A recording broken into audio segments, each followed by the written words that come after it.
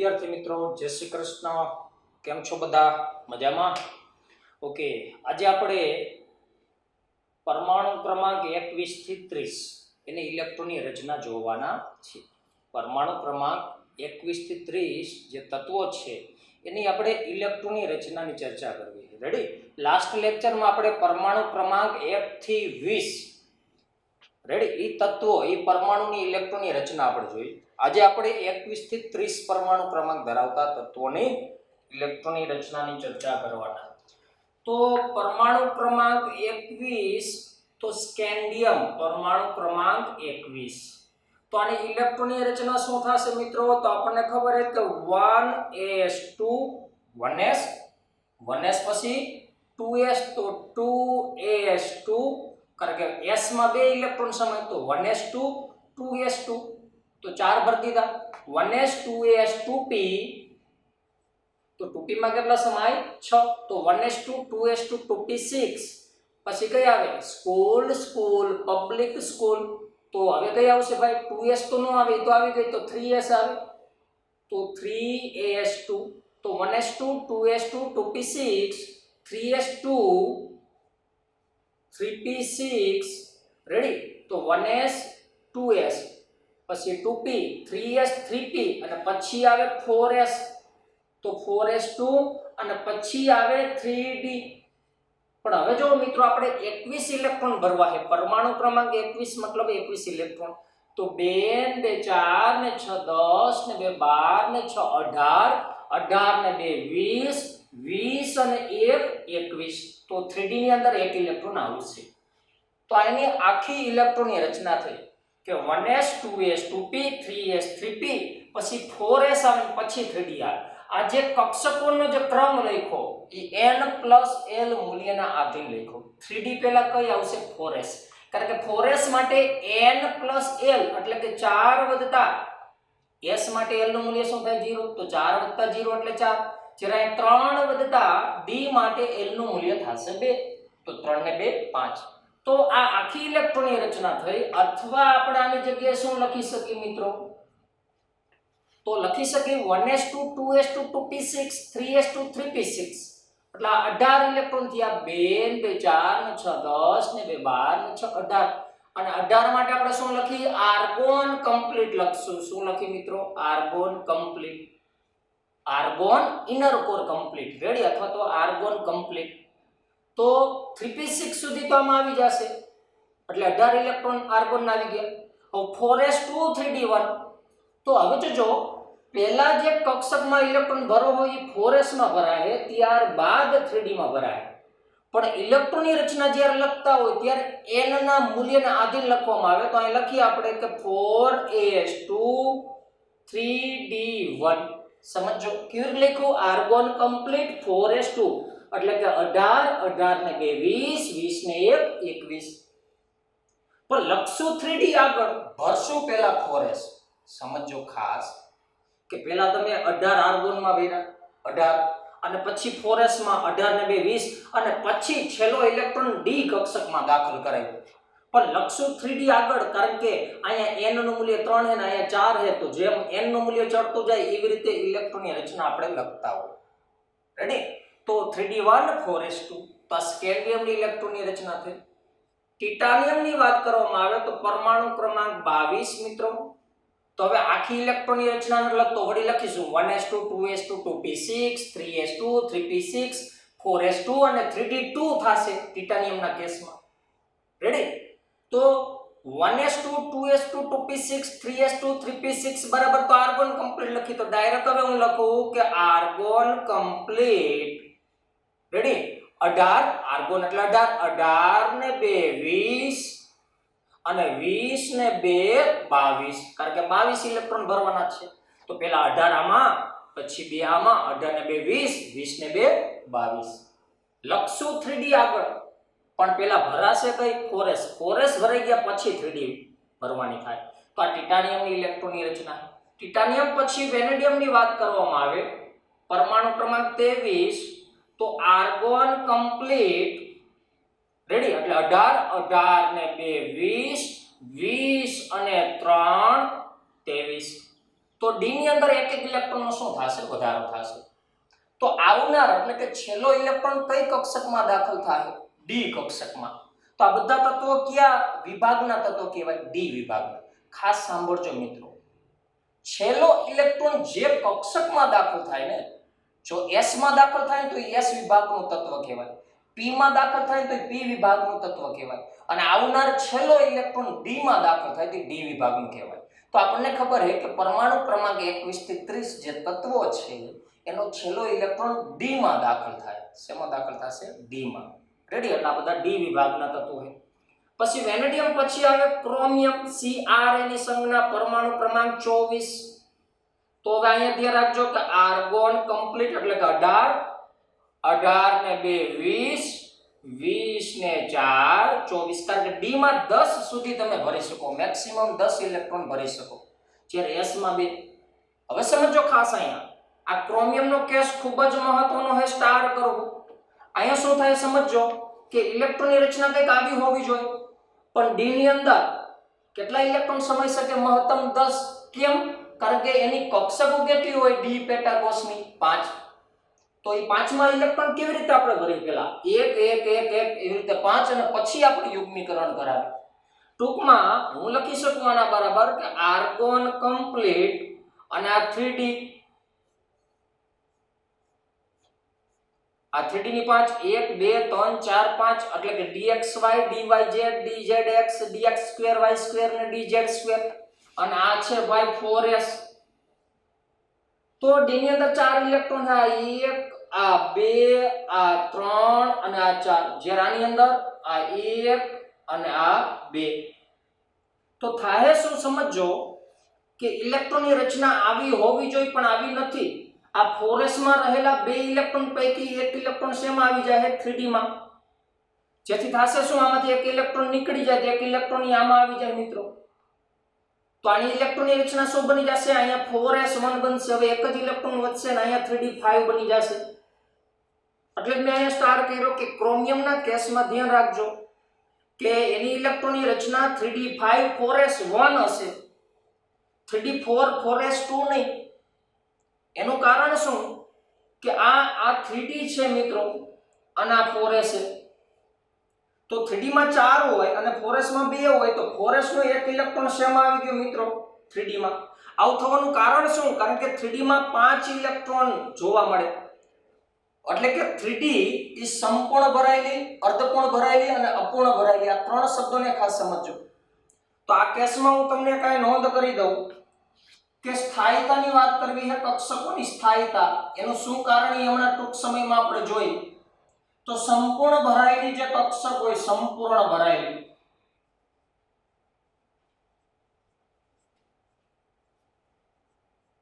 એ સૌથી વધુ સ્થાયી હોય, ગ્રેટર ધેન ની નિશાની છે. એનાથી ઓછું સ્થાયી કોણ હોય? તો અર્ધપૂર્ણ.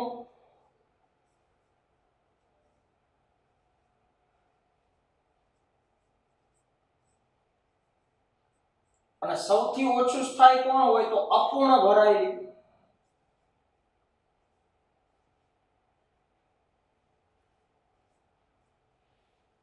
આ ખાસ નોંધ કરી લેજો.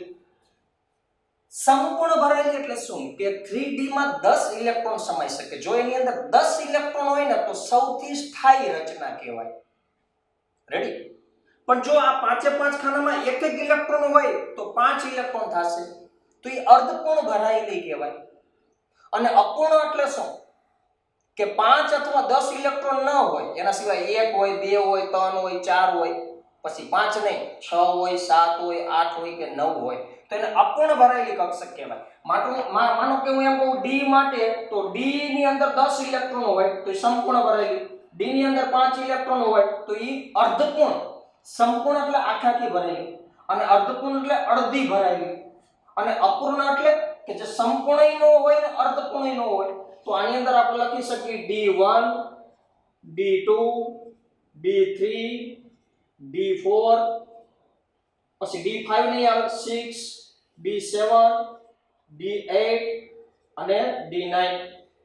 રેડી? તો આ અપૂર્ણ ભરાયેલી કહેવાય. એવી રીતે માનો કે P ની વાત કરું, P પેટા કોષની, તો P ની અંદર 6 ઇલેક્ટ્રોન સમાઈ જાય, 6 એ 6 ભરાયેલી હોય તો સંપૂર્ણ ભરાયેલી કહેવાય. અને જો 3 હોય એમાં 6 ના અડધા 3 રેડી તો એ અર્ધપૂર્ણ ભરાયેલી કહેવાય. અને જ્યારે p ની અંદર 1 હોય અથવા 2 હોય પછી 3 નહીં આવે 4 હોય અને 5 હોય પણ 6 નહીં આવે રેડી તો આ સ્થાયીતાનો ક્રમ બની ગયો મિત્રો કે સંપૂર્ણ ભરાયેલી કક્ષકો હોય એ વધુ સ્થાયી હોય, એનાથી ઓછી સ્થાયી અર્ધપૂર્ણ અને એનાથી પણ ઓછી સ્થાયી અપૂર્ણ રેડી. તો આ 1 2 3 4 અને 5 જો 4s નો એક ઇલેક્ટ્રોન આમાં આવી જાય તો આ અર્ધપૂર્ણની રચના પ્રાપ્ત કરે છે એટલે કે સ્થાયીતા પ્રાપ્ત કરે છે. એટલે ખાસ ધ્યાન રાખજો કે ક્રોમિયમનો જે કેસ છે એમાં 4s નો એક ઇલેક્ટ્રોન 3d માં આવી જાય. કેમ? કારણ કે એક જ ઇલેક્ટ્રોન આવવાથી 3d અર્ધપૂર્ણ બની જાય એટલે કે અર્ધપૂર્ણ અને સંપૂર્ણ ભરાયેલી જે છે એ વિશિષ્ટ સ્થાયીતા દર્શાવે. એટલે આવું ક્યાંક બનતું હોય કે એક ઇલેક્ટ્રોન મેળવવાથી અર્ધપૂર્ણ રચના થાય અથવા તો સંપૂર્ણ રચના થાય તો એ સ્થાયીતા પ્રાપ્ત કરતું હોય રેડી. તો ક્રોમિયમના કેસમાં ધ્યાન રાખજો અહીંયા 3d4 અને 4s2 હોવું જોઈએ એની જગ્યાએ 4s નો એક ઇલેક્ટ્રોન 3d માં આવે કારણ કે 3d અર્ધપૂર્ણ રચના પ્રાપ્ત કરે છે જે તેની સ્થાયીતામાં વધારો કરે. તો ક્રોમિયમ પછી વાત કરી મેંગેનીઝ પરમાણુ ક્રમાંક મિત્રો 25.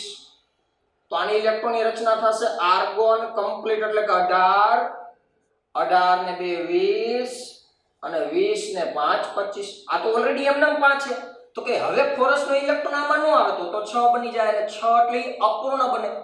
ત્રણ શબ્દને સમજજો કે સંપૂર્ણ, અર્ધપૂર્ણ અને અપૂર્ણ.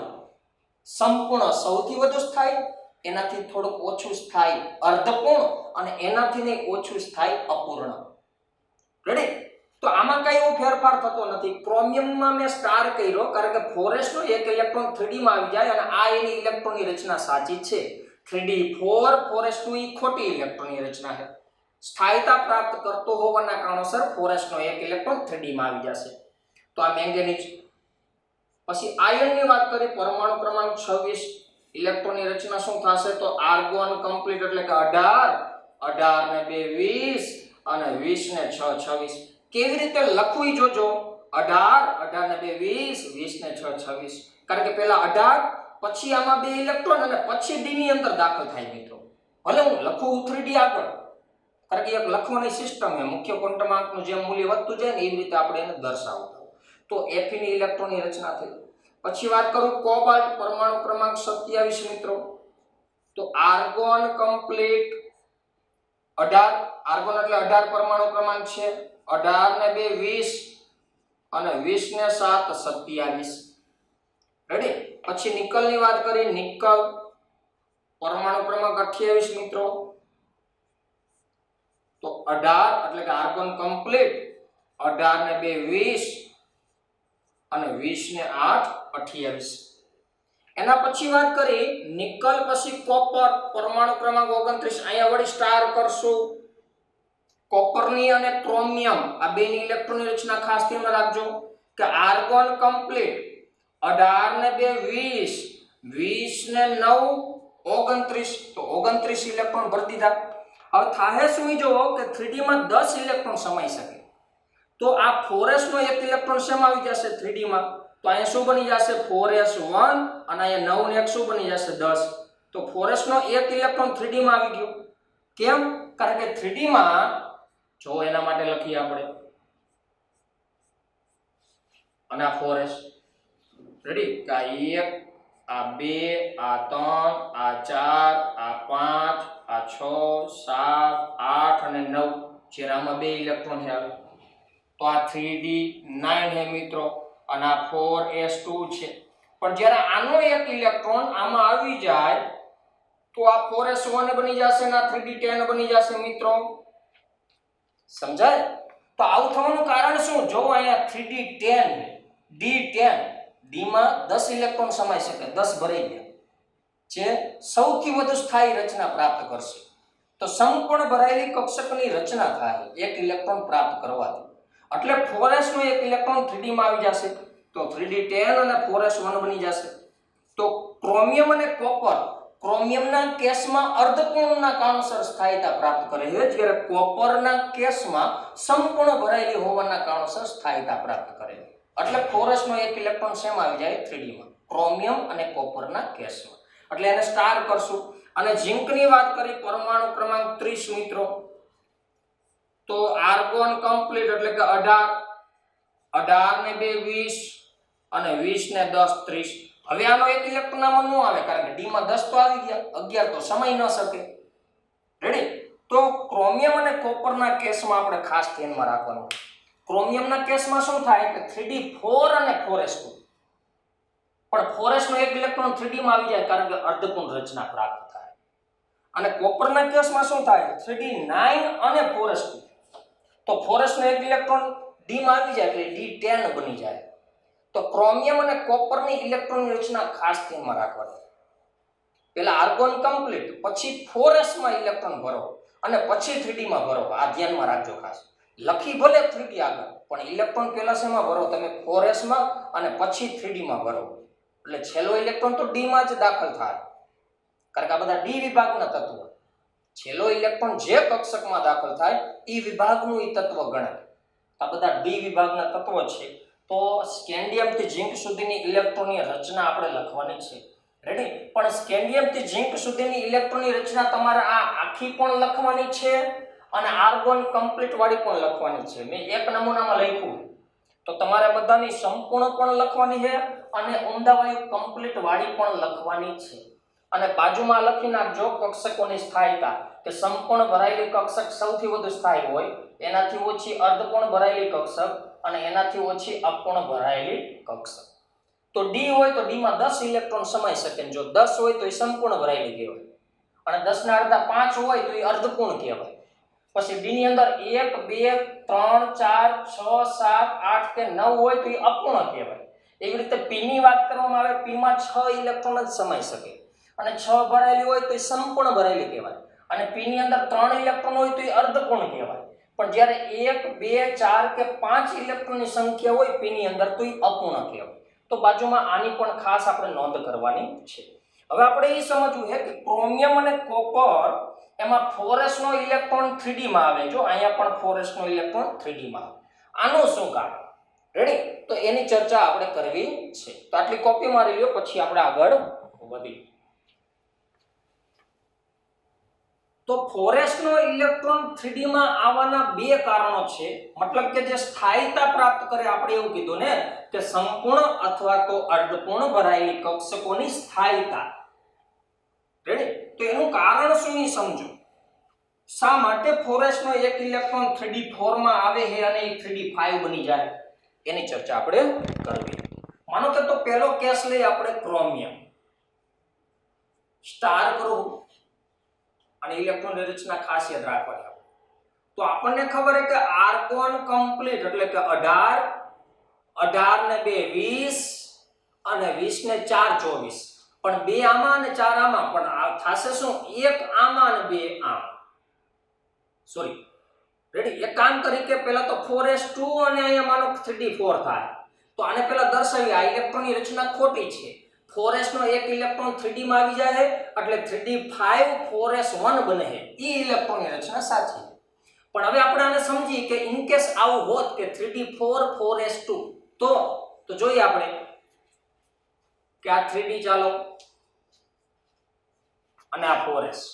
સમજો ખાસ. કક્ષકોની સ્થાયીતા માટે બે પરિબળ જવાબદાર છે. નંબર 1, એક તો સિમેટ્રિકલ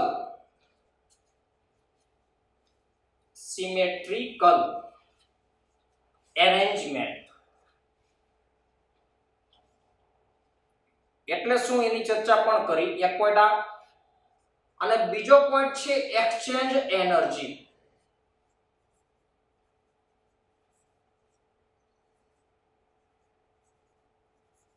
આ બે પરિબળ. સિમેટ્રિકલ એરેન્જમેન્ટ એટલે શું? તો સમમિતીય ગોઠવણી.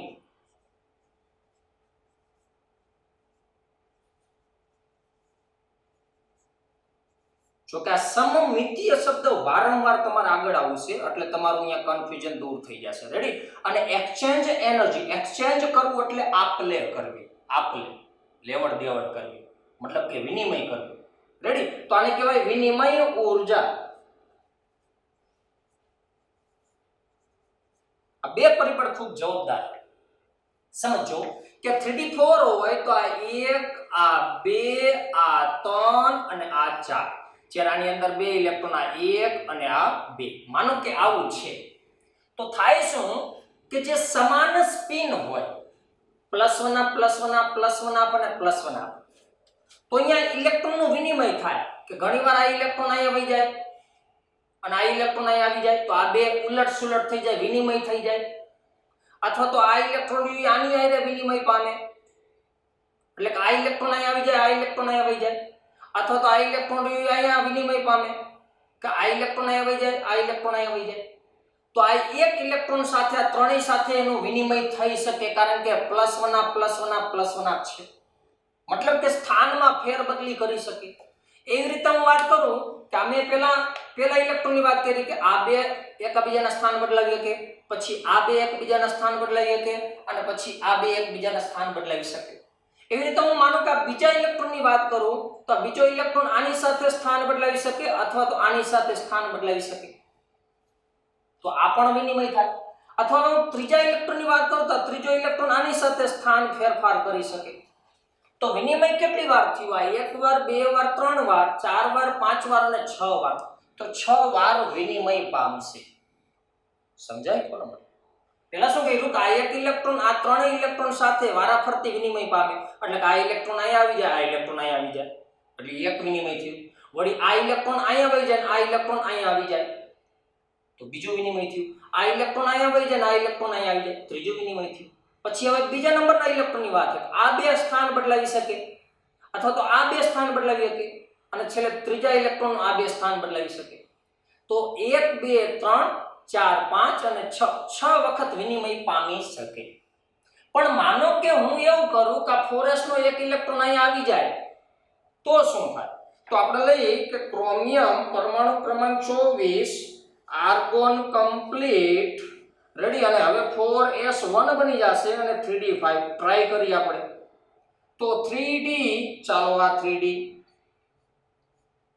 અને આ 4s નું એક ખાનું 3d ની 5 કક્ષક હોય તો આ 3d છે મિત્રો અને આ 4s છે.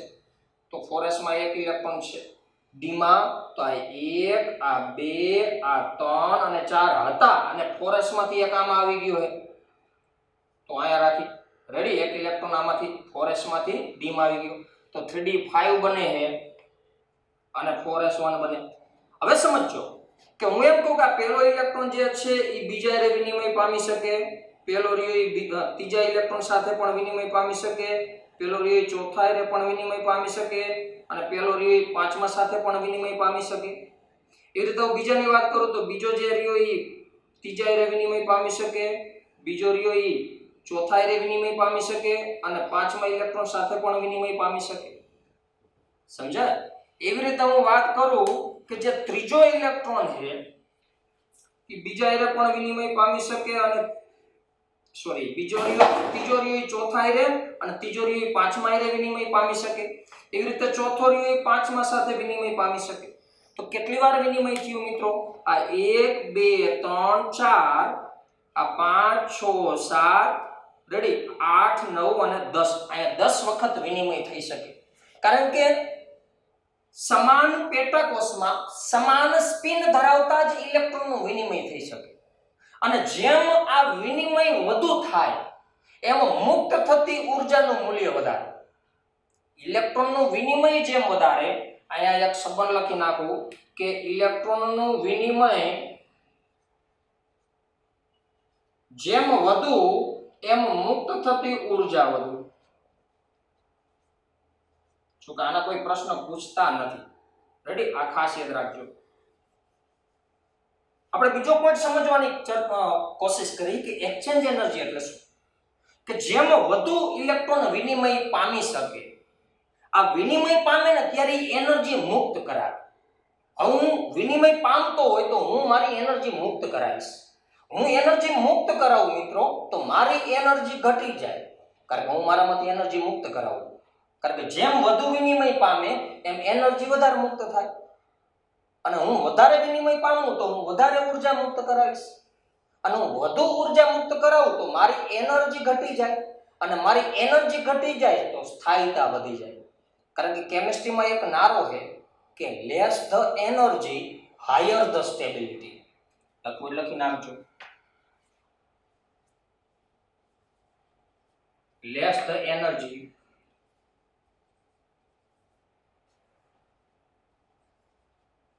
Higher the stability. આ કેમિસ્ટ્રીનો નારો છે મિત્રો, સ્લોગન. આના ઉપર આખું કેમિસ્ટ્રી નભે. લેસ ધ એનર્જી એટલે કે જેની ઉર્જા ઓછી એની સ્ટેબિલિટી એટલે સ્થાયીતા વધુ.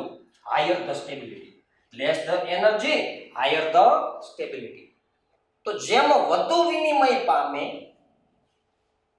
અને એ વિનિમય દરમિયાન એનર્જી મુક્ત કરાવે અને વધુ એનર્જી મુક્ત થાય તો મારી એનર્જી ઘટી જાય, ને મારી એનર્જી ઘટી જાય તો મારી સ્થાયીતા વધી જાય. સમજાય કેવો ને? આ જેટલી વાર વિનિમય પામે, જેમ જાજી વખત વિનિમય પામે તો જાજી બધી એનર્જી મુક્ત કરે. કારણ કે ઇલેક્ટ્રોનનું સ્થાન ફેરબદલી કરે ને ત્યારે એનર્જી મુક્ત થાય. તો જાજી વાર સ્થાન ફેરફાર કરશે તો જાજી બધી એનર્જી મુક્ત થશે. જાજી બધી એનર્જી મુક્ત થાય તો સિસ્ટમની એનર્જી ઘટી જાય, તો સિસ્ટમ સ્થાયી થઈ જાય, ઇલેક્ટ્રોનની રચના સ્થાયી થઈ જાય.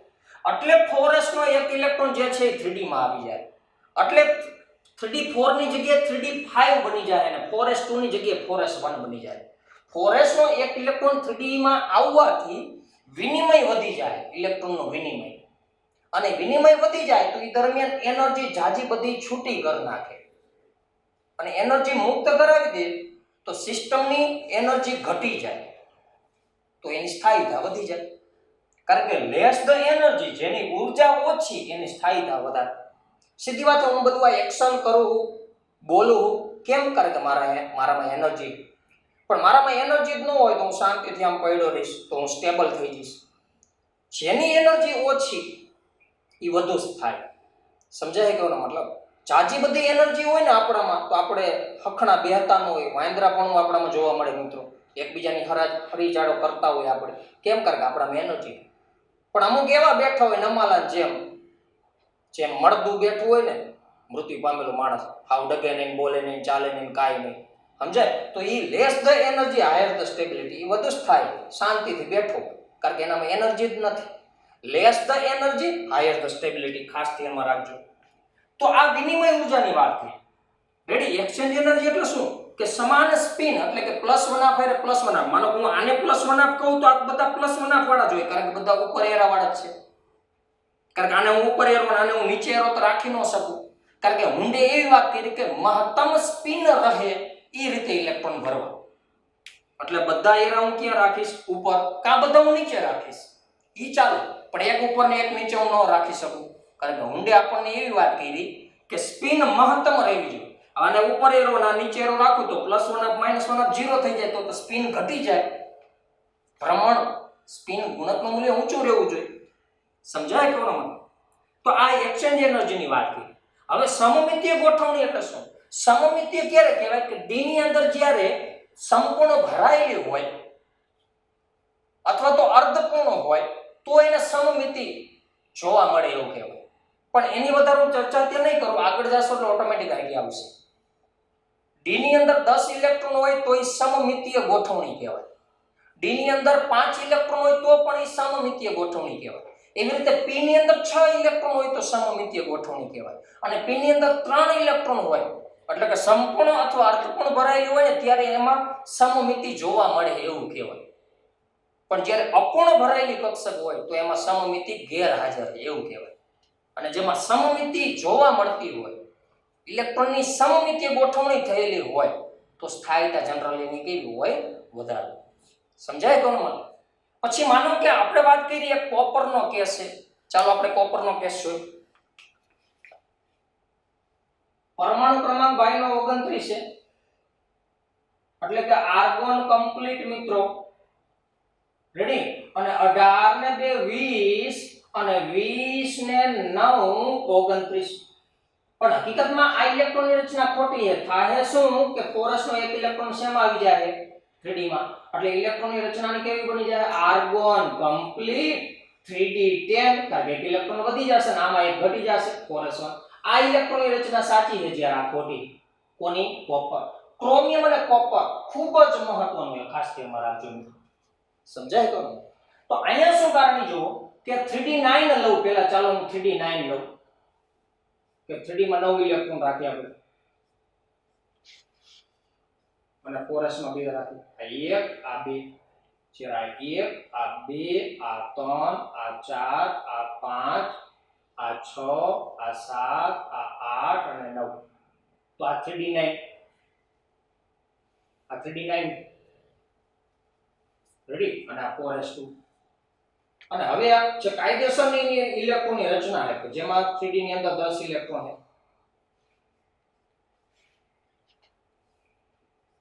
રેડી, તો આ 4s1 છે, તો આમાં એક ઇલેક્ટ્રોન લઈને એક આમાં આવી જાય, તો આ 1 આ 2 આ 3 આ 4 5 6 7 8 9 અને 10. રેડી, હવે આ બે કે સમજવા છે. આવી ઇલેક્ટ્રોનની રચના નથી મિત્રો, પણ કેવી છે આવી, કારણ કે આમાં 3d10 થઈ જાય. તો શા માટે આના કરતા આ રીતે ઇલેક્ટ્રોન ભરવાનું વધારે પસંદ કરે? એનું કારણ સમજો કે માનો કે આમાં બે ઇલેક્ટ્રોન, એક +1 આપે એક -1 આપે, તો ઉપર એરો વાળો રહ્યો ને ઉપર એરો વાળા સાથે જ વિનિમય પામે.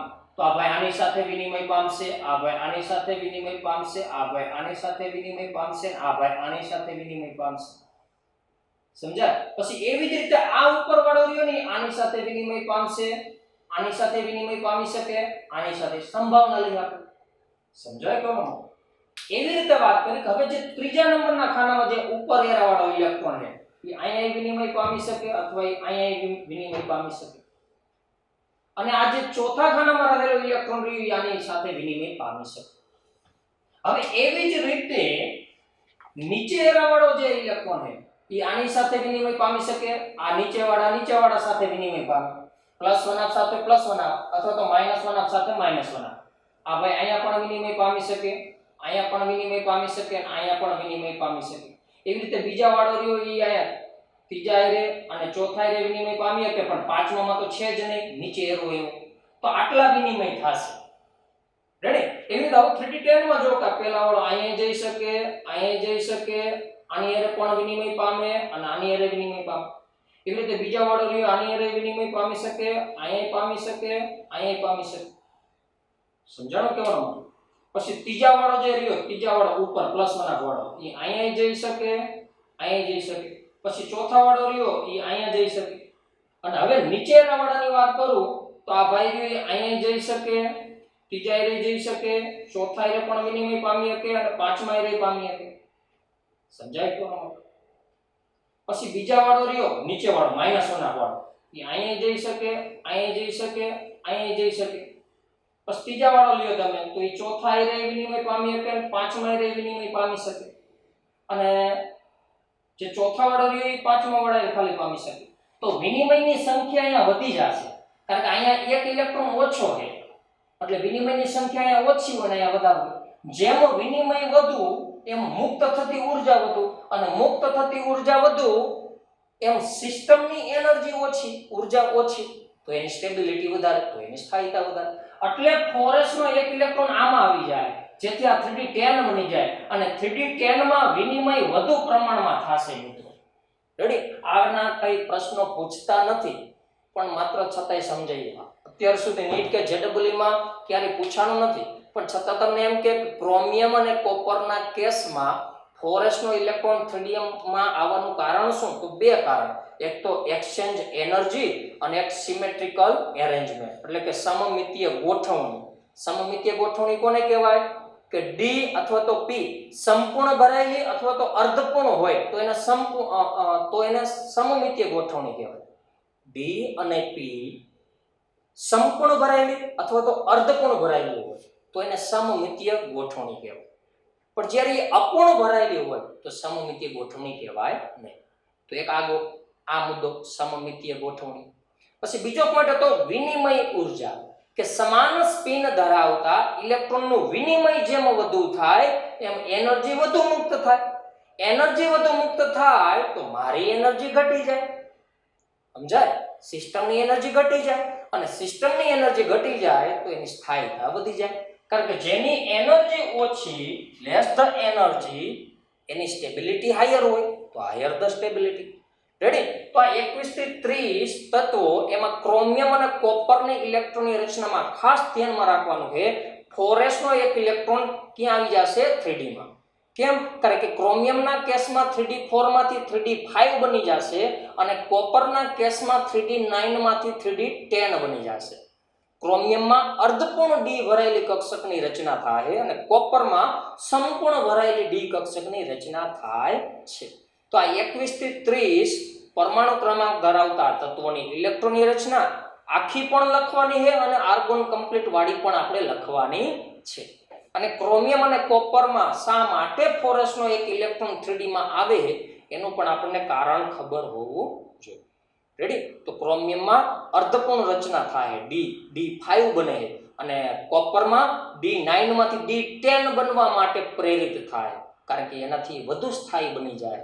એટલે 4s નો એક ઇલેક્ટ્રોન મેળવીને 3d5 જે ક્રોમિયમમાં અને એક ઇલેક્ટ્રોન મેળવીને 3d10 એ કોપર ઇલેક્ટ્રોનની રચના પ્રાપ્ત કરે છે. તો આ બેની ઇલેક્ટ્રોનની રચનાને આપણે સ્ટાર કરીને યાદ રાખવાના છે. રેડી? તો આટલું લખી નાખજો. પછી આપણે હજી એક નાનકડો પોઈન્ટ જોઈએ. તો અહીંયા 21 થી 30 ટૂંકમાં પરમાણુ ક્રમાંક 1 થી 30 એની ઇલેક્ટ્રોનની રચના આપણે જોઈ. રેડી? હવે એક બીજી બાબત, એક નાનકડી એક નોંધ કરીને તમારે યાદ રાખવાનું થશે. શું ઈ જોઈએ આપણે?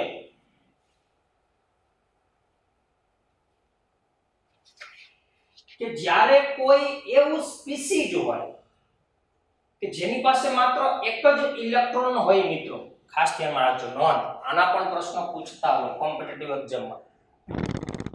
તો હું શું કહેવા માંગુ છું કે માનો કે હાઇડ્રોજન હે અથવા તો સિંગલ ઇલેક્ટ્રોન સ્પીસીઝ है. રેડી? હાઇડ્રોજન અથવા તો અન્ય કોઈ પણ સિંગલ ઇલેક્ટ્રોન સ્પીસીઝ. સ્પીસીઝ એટલે અણુ, પરમાણુ, આયન ગમે તે હોય કે જેની પાસે સિંગલ ઇલેક્ટ્રોન હોય એટલે કે એક જ ઇલેક્ટ્રોન હોય. તો આપણને ખબર હાઇડ્રોજનનો પરમાણુ ક્રમાંક 1 છે મિત્રો.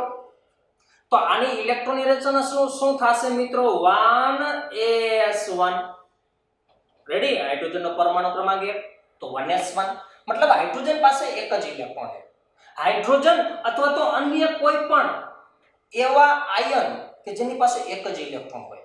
માનો હું ઉદાહરણ લઉં કે ભાઈ હિલિયમ પ્લસ, મતલબ શું? આનો પરમાણુ ક્રમાંક 2 છે પણ પ્લસ મતલબ એક ઇલેક્ટ્રોન એને દૂર કરાવેલો છે તો વધ્યો તો એક જ ઇલેક્ટ્રોન. સમજાય કે ન? તો આવા કોઈ પણ એવા સ્પીસીઝ કે જેમાં એક જ ઇલેક્ટ્રોન હોય, એવા ઇલેક્ટ્રોન માટે કક્ષકોની ઊર્જાનો ક્રમ શું થશે? તો 1s. એના કરતા વધુ ઊર્જા કોની હોય? 2s ની. પણ 2s અને 2p ની એનર્જી કેવી હોય મિત્રો? સમાન હોય. રેડી? પછી કોણ આવે? 3s, 3p અને 3d. પછી 3f તો આવે નહીં. 3f કેમ નો આવે મિત્રો? કારણ કે આમાં n બરાબર 3 છે અને f માટે l નું મૂલ્ય પણ 3 હોય. આ બે તો ક્યારેય સમાન હોય નહીં કારણ કે n is always greater than l હોય. એટલે 3f તો આવે નહીં. અને આના કરતા વધુ ઊર્જા કોની હોય? તો 4s, 4p, 4d અને 4f ડેશ ડેશ ડેશ. ખાલી આ ક્રમ લખી નાખજો. આ કક્ષકોની ઊર્જાનો ક્રમ. હકીકતમાં શું હોય કે 1s કરતા 2s ની ઊર્જા વધારે, 2s કરતા 2p ની વધારે, 2p કરતા 3s ની વધારે. પણ અહીંયા જો કે 1s માં મુખ્ય ક્વોન્ટમ મૂલ્ય 1 છે, અહીંયા 2 છે, 3 છે અને 4 છે. તો સિંગલ ઇલેક્ટ્રોન વાળા સ્પીસીઝ માટે જેમ n વધે, n પ્લસ l નહીં, સિંગલ ઇલેક્ટ્રોન વાળા સ્પીસીઝમાં જેમ n વધે ને એમ ઊર્જા વધે. n પ્લસ l જેમ વધે ઉર્જા વધે, પણ એ સિંગલ ઇલેક્ટ્રોન વાળા સ્પીસીઝ ને એક કરતા વધુ ઇલેક્ટ્રોન વાળા સ્પીસીઝ હોય તો n+l. માત્ર જ્યારે એક જ ઇલેક્ટ્રોન હોય ત્યારે જેમ n વધે ને, મતલબ જેમ n વધે એમ એનર્જી વધશે. આ એક બાબત આપણે ખાસ ધ્યાનમાં રાખવાની છે. પણ આવું ક્યારે? સિંગલ ઇલેક્ટ્રોન વાળા સ્પીસીઝ હોય ત્યારે. તો આ એક નોંધ રાખવાની. કાંઈ n નું મૂલ્ય 1 છે, અહીં n નું મૂલ્ય 2 છે. બેની ઉર્જા હરખી ગણવાની સિંગલ ઇલેક્ટ્રોન વાળા માટે. અહીં n નું મૂલ્ય 3 છે, ત્રણેયની ઉર્જા હરખી છે. અહીં n નું મૂલ્ય 4 છે, પછી n નું મૂલ્ય તમે જ્યાં લઈ શકો 5 વાળા, 6 વાળા, 7 વાળા. રેડી? તો સિંગલ ઇલેક્ટ્રોન વાળો સ્પીસીઝ હોય અથવા તો હાઇડ્રોજન, કારણ કે હાઇડ્રોજનમાં પણ એક ઇલેક્ટ્રોન છે, તો એના માટે કક્ષકોનો ઉર્જાનો ક્રમ આ ગણવાનો તમારે થશે. કારણ કે એમાં માત્ર n ને ધ્યાનમાં લેવામાં આવે છે. તો એક આ નોંધ કરી નાખજો. આઉટબાઉન્ડનો જે તમે નિયમ લખ્યો છે અહીંયા જ તમારે આની નોંધ કરી નાખવાની. આટલું ખાલી લખી નાખજો. રેડી? એક આ ક્રમ લખી નાખજો. હાઇડ્રોજન અથવા તો સિંગલ ઇલેક્ટ્રોન સ્પીસીઝ વાળા માટે કક્ષકોની ઉર્જાનો ક્રમ છે. એટલે કે જેમ n વધે ને એમ એનર્જી વધે, કક્ષકોની ઉર્જા વધે. પણ એક કરતા વધુ ઇલેક્ટ્રોન હોય તો n+l નું મૂલ્ય જેમ વધે એમ એનર્જી વધે. રેડી? તો આ ધ્યાનમાં રાખજો. એક નાનકડો ટોપિક હતો, ઘણીવાર આમાંથી પ્રશ્ન પૂછે છે.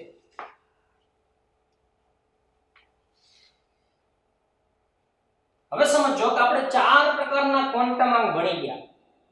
એમાં એક સેન્ટેન્સ હતું પાઉલી નિષેધના નિયમમાં. શું? કે કોઈ એક જ કક્ષકમાં રહેલા બંને ઇલેક્ટ્રોનના ચારેય ક્વોન્ટમ ક્યારેય સમાન હોતા નથી. સમજાય? તો મતલબ માનો હું એકાદું ઉદાહરણ લઉં. ચાલો મેગ્નેશિયમ લઉં, સમજો ખાસ. પરમાણુ ક્રમાંક 12 છે. ચાલો આની આખી ઇલેક્ટ્રોનની રચના લખવી હોય તો મિત્રો 1s2 2s2 2p6 અને 3s2. રેડી? 3s2.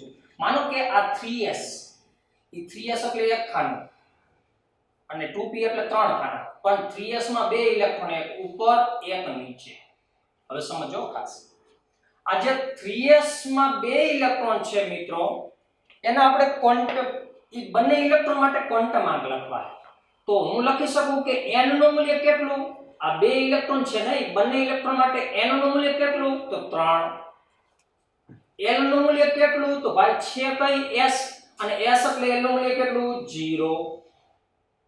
પછી ml નું એટલે કે ચુંબકીય ક્વોન્ટમાંકનું મૂલ્ય લખવું હોય તો 3s માટે l નું મૂલ્ય 0 હોય તો -l થી +l, એટલે આ ml નું મૂલ્ય પણ 0 થશે મિત્રો.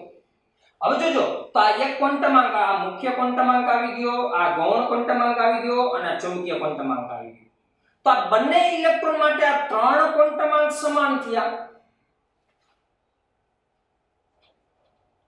બંને ઇલેક્ટ્રોન માટે સમાન, તો 3 ક્વોન્ટમાંક જ સમાન થયા. પણ જ્યારે હું બંને ઇલેક્ટ્રોન માટે સ્પિન ક્વોન્ટમાંકનું મૂલ્ય, અથવા ઘણીવાર આને ms કરી આપણે, ms, અથવા તો આને ખાલી s ની મદદથી પણ દર્શાવતા હોય, તો બંને ઇલેક્ટ્રોન માટે સ્પિન ક્વોન્ટમાંકનું મૂલ્ય સમાન નહીં હોય.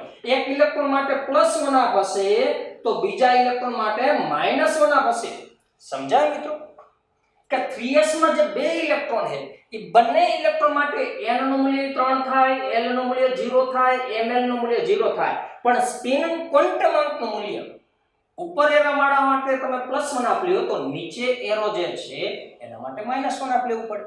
તો 3 જ મુખ્ય ક્વોન્ટમાંક સમાન થઈ શકે, પણ ચોથો જે સ્પિન ક્વોન્ટમાંક છે એ સમાન થાય જ નહીં ક્યારે. એટલે આપણે એવું કહીએ કે ચારે ચાર ક્વોન્ટમાંક ક્યારેય સમાન હોતા નથી. એક જ કક્ષકમાં આવેલા બંને ઇલેક્ટ્રોન માટે ચારેય ક્વોન્ટમાંક ક્યારેય સમાન હોતા નથી. સમજાય કે? રેડી? બીજી બાબત, માનો કે બીજું એકાદ ઉદાહરણ લઈ ચાલો આપણે. કે માનો કે કોઈ પરમાણુ માટે 4p ની અંદર ઇલેક્ટ્રોન છે, 4p ની અંદર 6 ઇલેક્ટ્રોન છે,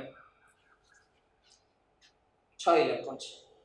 તો આ 4p માં રહેલા 6 ઇલેક્ટ્રોન પૈકી કોઈ બે મજાવી બે ઇલેક્ટ્રોન માટે કયા ક્વોન્ટમાંક સમાન હોય? તો 6 એ 6 ઇલેક્ટ્રોન માટે મુખ્ય ક્વોન્ટમાંકનું મૂલ્ય તો 4 જ હોવાનું મિત્રો. અને 6 એ 6 ઇલેક્ટ્રોન માટે l નું મૂલ્ય p છે એટલે l નું મૂલ્ય 1 થશે. આ બે સમાન હોય 6 ઇલેક્ટ્રોન માટે, અને આ 6 ઇલેક્ટ્રોન માટે ml નું મૂલ્ય ક્યારેય સમાન ન હોય અને સ્પિન ક્વોન્ટમાર્કનું મૂલ્ય પણ ક્યારેય સમાન ન હોય. કેમ? કારણ કે આમાં જ્યારે તમે આવી રીતે લેશો કે આ 4px છે, રેડી, આ 4py છે અને આ 4pz છે, તો આ 1 આ 2 આ 3 આ 4 આ 5 અને આ 6, તો આ 6 ઇલેક્ટ્રોન માટે તો આ બે જ ક્વોન્ટમાર્ક સમાન છે. પણ હું એમ કહું કે આ બે ઇલેક્ટ્રોન માટે કયો ક્વોન્ટમાર્ક સમાન છે? તો n બરાબર 4 l બરાબર 1 અને હવે ml બરાબર પણ તમે સમાન લઈ શકો. આના માટે માનો કે તમે -1 લ્યો, -1 0 +1 આવા મૂલ્યો મળે આપણને, રેડી. તો એના માટે તમે -1 લઈ શકો. પણ સ્પિન ક્વોન્ટમાર્કનું મૂલ્ય એટલું ના બંને ઇલેક્ટ્રોન માટે સમાન ન હોય, તો એક માટે +1 આપો હોય તો બીજા માટે -1 આપો. સમજો ખાસ, સમજાય? તો 4p6 માં રહેલા 6 ઇલેક્ટ્રોન માટે આ બે જ મુખ્ય ક્વોન્ટમાર્ક સમાન હોય, આ બે જુદા જુદા હોય. પણ એમાંય તમે એમ કહેવા માંગો ચાલો ભાઈ 4px ની અંદર બે ઇલેક્ટ્રોન છે, એના માટે આ ત્રણ સમાન થશે, જ્યારે આ અલગ થશે. ચારેય ક્વોન્ટમાર્ક તો ક્યારેય સમાન ન હોય મિત્રો, તો એક આ બાબત ધ્યાનમાં રાખવાની છે, રેડી.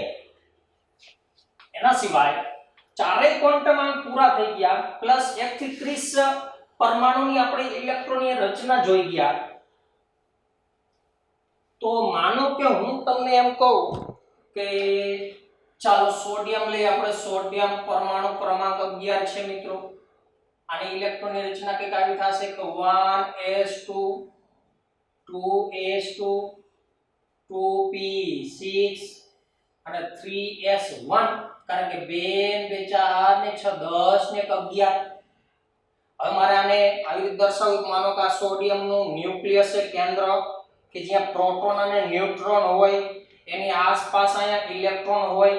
તો આ n બરાબર 1 પ્રથમ કક્ષા, આ બીજી કક્ષા અને આ ત્રીજી કક્ષા. તો હું અહીં લખું કે n બરાબર 1, n બરાબર 2, n બરાબર 3, એટલે કે આ k કોષ, આ l, આ m, અને હજી આગળ જઈ તો n બરાબર 4 એટલે કે n બરાબર 5 તો o p q r. તમે હજી આગળ જઈ શકો. પણ સોડિયમ માટે વાત કરીએ કે મિત્રો n બરાબર 1, તો પેટા કોષ એમાં કઈ કઈ આવે? તો 0 થી n - 1. સમજાય કોનો મતલબ? કે n ના મૂલ્ય ઉપરથી તમારે l નું મૂલ્ય જોઈએ તો 0 થી n - 1, એટલે કે 0 થી 0 એટલે 0. તો s બરાબર અહીંયા n બરાબર 1 છે તો આમાં શું આવશે મિત્રો? 1s આવશે. n બરાબર 2 ની વાત કરું તો 2s અને 2p આવે. આગળ મુખ્ય ક્વોન્ટમાર્ક 2 છે તો 1s પછી 2s અને 2p આમાં આવશે, એટલે કે l કોષમાં. n બરાબર 3 ની વાત કરું તો 3s 3p અને 3d આવશે મિત્રો. પછી n બરાબર 4 લઉં, હજી હું આગળ જઈ આમ. હાલો આ n બરાબર 4, તો આને આપણે n કોષ કહેતા હોય, ઓર્બિટ કહેતા હોય, સેલ કહેતા હોય. તો આમાં 4s આવે, 4p આવે, 4d આવે અને 4f આવે. હવે સોડિયમ માટેની વાત કરું તો 1s માં કેટલા ઇલેક્ટ્રોન સમાય? 2, તો 1s2. 2s માં કેટલા સમાય? 2, તો 2s2. 2p માં કેટલા સમાય? 6. તો 2 2 4 ને 6 10, 10 ને 1 11. તો મારે જરૂર તો ખાલી આટલાની જ પડી સોડિયમ માટે મિત્રો. હવે તમે સમજો, આપણે એવું કીધું કે n બરાબર 1 છે તો એમાં કુલ કેટલી કક્ષકો આવેલી હોય? n² જેટલી. તો 1 નો વર્ગ 1 એટલે 1, તો 1s 1 જ આવેલી છે. n નું મૂલ્ય 2 હોય મિત્રો તો કેટલી કક્ષકો આવેલી હોય? n² જેટલી. તો 2 નો વર્ગ એટલે 4, તો 4 ક્યાં છે? 2s 1 અને 2p ની 3 એટલે 4 નો થઈ ગઈ મિત્રો. સમજાય ને? તો n બરાબર 2 માં 4 કક્ષક આવેલી છે, જ્યારે પેટાકોષ 2 છે 2s અને 2p. પણ 2p ની અંદર 2px 2py અને 2pz કક્ષક છે. તો એક 2s કક્ષક અને 2px 2py 2pz 3e એટલે કે 4 આમાં આવેલી. પછી n બરાબર 3 હોય તો n² જેટલી કક્ષકો અને 2n² જેટલા ઇલેક્ટ્રોન એમાં સમાઈ શકે. તો 3 નો વર્ગ એટલે 9, તો 3s ની 1, 3p ની 3, 3 ની 1 4 અને d ની 5 એટલે કે 9, 5 ને 4 9, 5d ની 3p ની અને 1 પોતે s. સમજાય કે ન? તો ઇલેક્ટ્રોન ની વાત કરું કે n બરાબર 1 હોય તેમાં કેટલા ઇલેક્ટ્રોન સમાઈ શકે? 2n2 જેટલા એટલે કે 2 ઇલેક્ટ્રોન. જેનામાં 2 દુ 4, 4 દુ ને 8, આમાં 8 ઇલેક્ટ્રોન સમાઈ શકે. આમાં તંતરી 9 દુ 18, આમાં 18 ઇલેક્ટ્રોન સમાઈ શકે. અને આમાં ચોકો ચોકો 16 દુ 32, તો આમાં 32 ઇલેક્ટ્રોન સમાઈ શકે. સમજી શકો?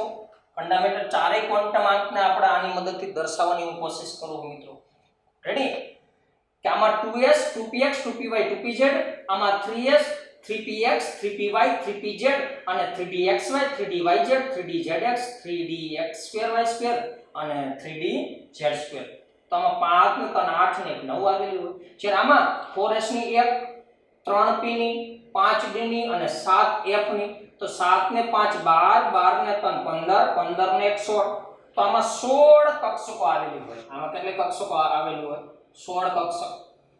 જેરામાં 5 ને 3 8 ને 1 9, તો આમાં 9 કક્ષક આવેલી હોય.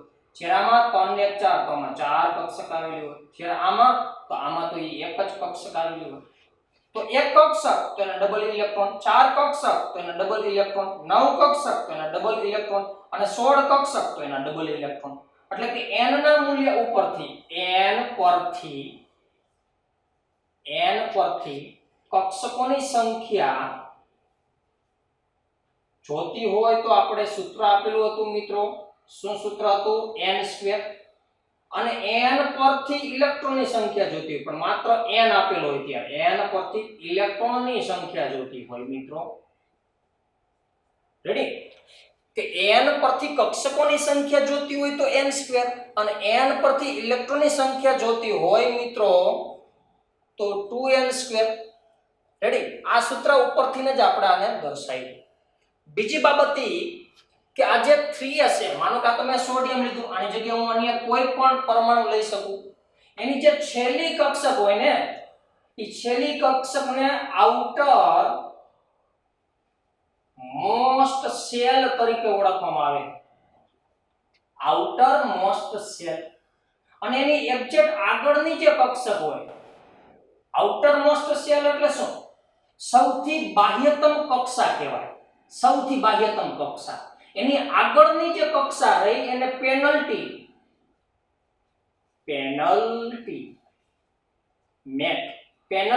મેટ સેલ તરીકે ઓળખવામાં આવે. આઉટર મોસ્ટ સેલ એટલે કઈ ગણાય? સોડિયમ માટે 3s ગણાય. સમજે? આઉટર મોસ્ટ સેલ 3s ગણાય. સૌથી દૂર એટલે કે કેન્દ્રથી જે સૌથી દૂર આવેલી હોય ને કક્ષા, એને આઉટર મોસ્ટ સેલ કહેવાય. એક્ઝેક્ટ એનાથી એક આગળની એને પેનલ્ટી મેટ સેલ કહેવાય. Penultimate shell. તો આ શબ્દથી પણ આપણે વાકેફ હોવા જોઈએ.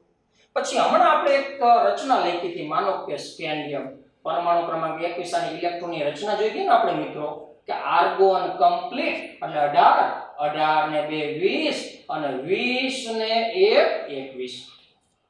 હવે સમજો કે પહેલા તમે 18 ઇલેક્ટ્રોન ભર્યા મિત્રો, પછી તમે 4s માં ભર્યા અને પછી તમે 3d માં ભરો. તો આવનાર છેલ્લો ઇલેક્ટ્રોન તમે શેમાં ભર્યો? 3d માં. પણ છતાં હું સ્કેન્ડિયમ માટે આ જે 4s રહે ને એને આઉટર મોસ્ટ સેલ કહેવાય.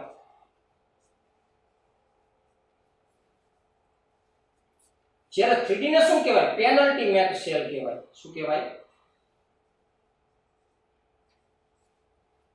Penultimate shell. રેડી? અને આઉટર મોસ્ટ સેલ કહેવાય અને પેનલ્ટી મેટ સેલ કહેવાય. ભલે ને ઇલેક્ટ્રોન તમે છેલ્લો 3d માં દાખલ કર્યો, આઉટર મોસ્ટ સેલ કોને કહેવાય? જે કેન્દ્રથી સૌથી દૂર હોય. તો તમે મને કહો કે 3d રે કેન્દ્રથી નજીક હોય કે 4s નજીક હોય? 3d નજીક હોય કેન્દ્રથી. જો, અને આ ત્રીજી કક્ષામાં અને આ ચોથી કક્ષામાં કક્ષા ક્રમાંક વધે ને એમ કેન્દ્રથી અંતર વધે મિત્રો. તો સૌથી દૂર આવેલા જે કક્ષક રહે એને આઉટર મોસ્ટ સેલ કહેવાય. અને જે એની એક્ઝેક્ટ આગળની રહીને એને પેનલ્ટી મેટ સેલ કહેવાય. ઇલેક્ટ્રોન જ્યારે દૂર કરવાની વાત આવે ને ત્યારે આઉટર મોસ્ટ સેલમાંથી ઇલેક્ટ્રોન દૂર થાય. આ પણ ખાસ ધ્યાનમાં રાખવાનું. ક્યારે આમાંથી દૂર ન થાય. ભલે તમને એમ થાય સાહેબ છેલ્લો ઇલેક્ટ્રોન તો આપણે 3D માં દાખલ કરાવ્યો ને, પેલા 18 આમાં ભર્યા, પછી 2 આમાં, 18 ને 2 20, 20 ને 1 21, પણ એવું ન હોય.